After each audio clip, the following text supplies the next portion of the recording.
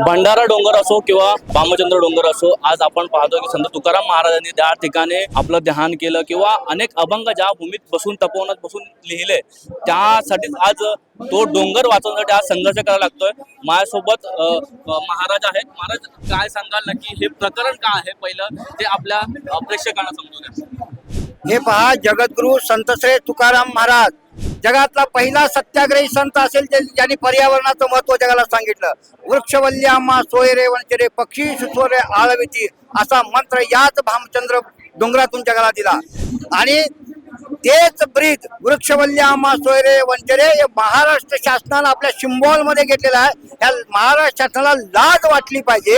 एकीकडे महाराष्ट्रात कोट्यावधी झाडं लावायला निघालेला आहे. किती झाडं लावली ते बघा, शोधाचा भाग आहे तो.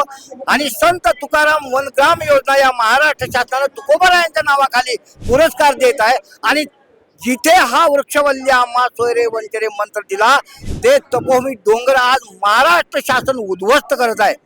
MIDC हा महाराष्ट्र शासनाचाच एक विभाग आहे. आज बिल्डरांना पाठीशी घालून डोंगर उद्ध्वस्त करण्याचं काम हे 2007 पासून महाराष्ट्र शासनानं सुरू केलंय. प्रथम खाणी लावलेल्या मी बंद केल्या. 2008 ला हा परिसर बाधित होऊ नये म्हणून डाऊ केमिकल कंपनीत भेटून वारकऱ्यांनी ज्यांना धडा शिकवला, तरी सुद्धा यांची बुद्धी जाग्यावर आलेली नाही.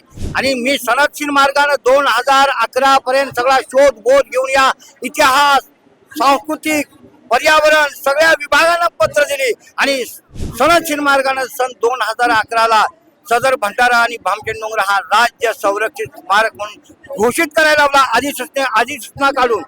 आणि हे बघा, हे प्रत्यक्ष आपल्याला हा भामचंद्र डोंगर 250 हेक्टर डोंगर आज नियमानुसार सांस्कृतिक विभागाच्या मार्फत हा संरक्षित झालेला आहे. त्याचप्रमाणे हा भंडारा डोंगर सुद्धा 250 हेक्टर संरक्षित आहे. असं असताना सुद्धा ही आधी नियमावली धुडकावून, पुरातत्वाची अधिसूचना धुडकावून आज भामचंद्र डोंगर MIDC तोडत आहे, बिल्डर तोडत आहे. आणि म्हणून आम्ही इथं आझाद मैदानात एवढ्यासाठी आलेला आहे. सन 2011 ची राज्य संरक्षित स्मारकाची जी अधिसूचना काढलेली आहे, जोपर्यंत जे महाराष्ट्र शासन कायद्यात रूपांतर करत नाही, तोपर्यंत हा लढा थांबणार नाही. शासनाची चित्तशुद्धी व्हावी. आम्ही संत मंडळी एवढंच म्हणू शकतो, जे खळांची व्यंकटी सांडू हे जे खळ बसलेले आहेत सत्तेमध्ये, त्या खळांची वाकडी बुद्धी नष्ट व्हावी आणि सरळ मार्गाने जावावेत. सत्कर्मी रती वाढावी. आणि हे डोंगर जे 2011 ला घोषित केले आहेत, त्या नियमाप्रमाणे जसेच्या तसे त्या यत्किंचित त्यातली कुठलंही क्षेत्र संरक्षित झालेलं न वगळता संरक्षित होत नाही, तो पण हा लढा आमचा थांबणार नाही. आमच्या पाठीमागा आज पर्यावरणवादी संघटना आहेत, शेतकरी संघटना आहे, एकलव्य सारखी संघटना आहे, 12 बलुतेदारांची संघटना आहे, विविध धर्माचे पंथाचे साधू आहेत, बौद्ध भिक्षू आता पाठिंबा देऊन गेले. उद्या अनेक धर्माचे जे सत्य धर्माचे पालन करणे, पाखंड खंडन अशा विचारसरणीचे जे कोणी आहेत, बहुजन समाजातले संत, ते संत आज आमच्या बरोबर आहेत. त्यामुळे हा लढा एवढा व्यापक आहे. माझी सर्व महाराष्ट्राला विनंती आहे, या लढ्यात सर्वांनी संतांच्या ऋणातून उत्तीर्ण होण्यासाठी, तुकोबांच्या ज्ञानोबांच्या ऋणातून उत्तीर्ण होण्यासाठी या लढ्यात उतरणं तुमचं प्राप्त कर्तव्य आहे. हे भ्रष्ट नेते काय निर्णय घेतील आज सांगता येणार नाही. कारण हे बिल्डर धार्जिन आहेत, भांडवलशाही आहेत, हे आता सत्य कळलेलं आहे. पण हा लढा संपणारा नाही. हा अस्तित्वाचा लढा आहे. अरे, पर्यावरण जर वाचलं नाही तर तुम्ही वाचणार कसं? हा माझं आव्हान आहे जगाला. धर्मो रक्षती रक्षता यांनी जो धर्माचा दिंडीमाता मांडलाय ना, तो बंद झाला पाहिजे. आणि पर्यावरण रक्षती रक्षिता असं म्हटलं पाहिजे. पर्यावरण तुम्हाला जगवणार आहे, कुठलाही धर्म तुम्हाला जगवणार नाही. धर्माला जेवढा देश फैलावलेला आहे तेवढा कुणी फैलावलेला नाही. आणि पर्यावरण निरामय, शांत, निर्विकार असल्यामुळं तुका म्हणे आम्हा एकांताचा वास नाही कुण दोषा अंगा येत. अशा या शांत एकांत असणाऱ्या भंडाऱ्या डोंगराचं अस्तित्व आवाजित राहण्यासाठी हा लढा आहे. हे फक्त प्रतिकात्मक लढा आहे. जगभर हा लढा फैलावेल. जगाला ती चिंता लागलेली आहे. पर्यावरण वाचलं तर आपण वाचणार आहे. म्हणून हे प्रतिकात्मक लढा आहे. सर्वांनी या लढ्यामध्ये यावं असं मी महाराष्ट्राला नाही, सगळ्या विश्वाला आवाहन करतो. आणि हा जो संत तुकोबार आहे, पर्यावरणाचं महत्व सांगणार तो विश्व संत आहे. जगाच्या कल्याणा संतांच्या विभूती, देह कष्टविधी परोपकार असं म्हणणार आहे. आणि विष्णुमय जग वैष्णवांचा धर्म, भेदाभेद ब्रह्म अमंगल असा सांगणारा आहे.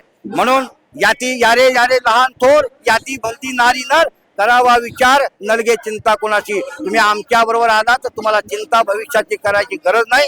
हा अस्तित्वाच्या लढ्यामध्ये सर्वांनी सहभागी व्हावं अशी सर्वांना विनंती करतो. जय रामचंद्र. एकीकडे पाहायला गेलं तर सचिन अहिरेने हा प्रश्न जो होता तो आधी विधान परिषदेमध्ये उपस्थित केला होता. तुमच्या सुरक्षेचा मुद्दाही त्यांनी विधान परिषदेमध्ये उपस्थित केला होता. एकंदरीत त्यानंतर काही आपल्यापर्यंत दुसरी चर्चा झाली आहे. हे बघा, माझ्यापर्यंत सुरक्षेच्या बाबतीत कुठल्याही प्रकारचं तुम्हाला प्रोटेक्शन दिलं जाईल असं काहीही कुठल्या प्रकारचं लेखी आलेलं नाही. आता दिंडीला संरक्षण देण्यासाठी आम्ही नियमानुसार पत्रव्यवहार केलेला होता. ज्या मार्गाने येणार त्याप्रमाणे त्याच्या प्रोटोकॉल प्रमाणे त्यांनी दिंडीला संरक्षण दिलं. माझ्यावरती प्राणांतिक हल्ले 2007 पासून झालेले आहेत. प्रथम मंदिर पेटवलं गेलं. हा सगळा हिस्ट्री जी दस्तावेज होते ते पेटवले गेले. त्याच्यानंतर 2011ला राज्य संरक्षित स्मारकाच्या अधिसूचना डोंगरावरती चिकटवल्यानंतर या गुंडाळ आणि ज्याला हे म्हणतात आपलं स्थानिक जे लोक आहेत ते गुंड प्रवृत्तीचे आहेत. त्या लोकांनी माझ्यावरती हल्ले पण केले आहेत. डोंगर संरक्षित केले. एवढंच नव्हे, त्यांनी विरोधात्मक हरकती घेतल्या आहेत. इथं कुठल्याही प्रकारच्या बौद्धकालीन जैनकालीन लेण्या नाहीत, कारण त्यांना माहित आहे या लेण्यामुळे डोंगराला प्रोटेक्शन मिळालेलं आहे. त्यामुळे त्यांनी खोटे ठराव करून अस्तित्व उडवलेलं आहे. त्या तपोमी डोंगरात त्यांना ते मान्य नाही डोंगर वगैरे असे तर त्यांना फोडायचे आहेत. म्हणून यांचा बंदोबस्त शासनाने केला पाहिजे. यांचा बंदोबस्त केला की मला प्रोटेक्शनची काही गरजच नाही. मला प्रोटेक्शन देण्यासाठी 2009ला जिल्हाधिकारी म्हणले होते महाराज तुम्हाला प्रोटेक्शन देतो. मी जिल्हाधिकाऱ्यांना सरळ सांगितलं पहिलं या गुंडाळांचा तुमचं जे गुंडाळांना प्रोटेक्शन दिलं ना तुम्ही ते मागं काढून घ्या. आम्हाला साधूला भय नाही. अरे ज्याची खरी सेवा त्याच्या भय काय जीवा. त्यामुळे या गुंड लोकांना जे शासनानं प्रोटेक्शन दिलंय ते काढून घ्यावं. आम्ही निर्भय साधू आहोत. आम्हाला भय नाही आणि आम्ही प्रोटेक्शन घेणारही नाही. जे काय व्हायचं असेल ते आता यायचा बोलवतो विचार पुढील प्रकार देव जाणे अशा भूमिकेत आम्ही जगत असतो. एकंदरीतच पाहायला गेलं तर तुमचा जो डोंगर पकडण्याचं काम चालू आहे तो कोणाच्या मार्फत होतोय, त्याच्या मागे कोण आहे? याच्या पाठीमागे हे जे बिल्डर आहेत, हे जे MIDC आहे हे शासनाचीच आहे. जे बिल्डर आहेत राजकीय लोकांशी संलग्न आहेत. त्यामुळे शासनच याला पाठीशी घालत आहे. एक लक्षात घ्या, राज्य संरक्षित स्मारक घोषित केल्यानंतर हरकती घेणारे कोण आहेत? आमदार आहेत. तिथला स्थानिक आमदार दिलीप मोहिते आहे. इकडे मावळचा भेगडे आहे. आता मला सांगा या आमदारांचा काय संबंध हरकती घेण्याचा? तिथं काय संबंध? हा, संबंधितांनी डोंगर संबंधितांनी हरकती घेतल्या असं आम्ही मान्य केल्या असत्या. पण आज माझ्याकडे एवढे दस्तावेज आहेत. जे हरकती घेणार आहेत त्यांचा काही डोंगराशी संबंध नाही. भंडारा डोंगर हा पूर्ण फॉरेस्ट मध्ये आहे. लक्षात घ्या. भामचंद्र डोंगराच्या खरेदी खतात नाव आहे, सरकारी नाव भामचंद्रचा डोंगर म्हणजे तो सरकारीच आहे. अशा प्रकारे भंडारा भामचंद्र घोराडेश्वर डोंगरामध्ये अटी आणि शर्तीचा भंग करून हे डोंगर ज्यांनी बळकावले त्यांची सरकारनं चौकशी करून त्यांना तिथून हद्दपार केलं पाहिजे. तरच या भूमीत शांतता नांदणार आहे.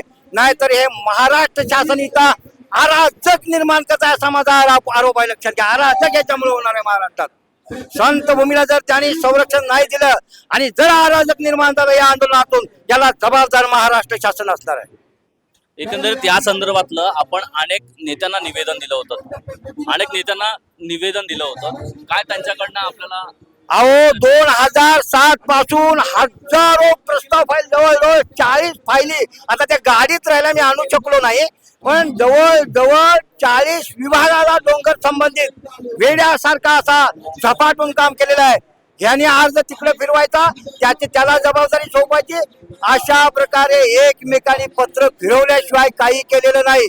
आणि म्हणून मी वेळोवेळी आंदोलन उपोषण केली. त्यातून निष्पन्न काय की आदेश निघालेले आहे. कलेक्टरचा 2018चा आदेश आहे की जोपर्यंत अधिसूचनेवरती निर्णय होत नाही तोपर्यंत बिल्डरांनी आणि MIDCने कामं थांबवावीत. तो आदेश सुद्धा धुडकावून लावून आज कामं चालू आहेत. 2016ला मंत्रालयाच्या महसूल विभागातून प्रस्ताव आहेत. या अधिसूचनेनुसार जाऊन संरक्षित करा, CCTV कॅमेरे लावा. जे अधिकारी दोषी असतील या उत्खननाला त्यांच्यावर कारवाई करा. पण काही कुणावरती कारवाई झालेली काय नाही. शासनाला जणू संविधान सगळं पायदळी तुडवायचं आहे हे याच्यातून सिद्ध झाले आहे. आणि आम्ही संविधान जागवण्यासाठी या भूमिकेत बसलेलो आहे. लक्षात घ्या, आज मैदानात बसले. आम्हाला संविधानिक लढा आहे आणि संविधानानं सरळ जाणार आहे. लक्षात घ्या. आणि आम्ही जिंकणार हे आमचा आत्मविश्वास आहे, कारण आमच्या पाठीमागं संविधान आहे. एकंदरीतच हे आंदोलन जे आहे ते देहूच्या इथून निघालं होतं आणि 5 मार्चला हे आंदोलन त्या ठिकाणून पालखीतून प्रस्थान करण्यात आलं होतं आणि त्या संदर्भात आपल्यासोबत अजून काही महिलांसोबत आपण चर्चा करूयात. तर काय सांगाल, तुम्ही 5 तारखेला तिकडून निघाला होता, कशा पद्धतीने तुमचं नियोजन होतं, इथपर्यंत येताना काय काय अनुभव आहे तुमचे? चालत तुम्ही त्या ठिकाणून यापर्यंत पोहोचला? 5 मार्चला आम्ही दिंडीच्या माध्यमातून आलो, तर आम्ही भामचंद्र पायथ्यापासून आम्ही पनवेलपर्यंत आलेलो आहोत.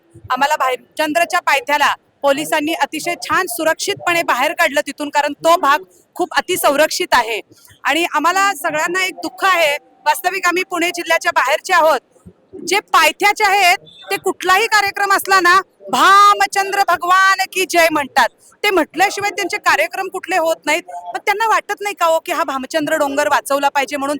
एकही आज तिथल्या पायथ्याचे इथले म्हणजे आमच्या अपवादात्मक सोडले की कोणीही आलेलं नाहीये, तर वाईट वाटतं या गोष्टीचं. त्यामुळं मधुसूदन महाराज जो लढा देत आहेत इतकी वर्ष झाली, त्यांना न्याय मिळाला पाहिजे, हा एक आमच्या सर्वांचा हे आहे. आणि महिला यामध्ये मोठ्या प्रमाणावर सामील आहेत. त्यामुळे सरकारनं या लाडक्या बहिणींचं निवेदन आता समजून घेतलं पाहिजे.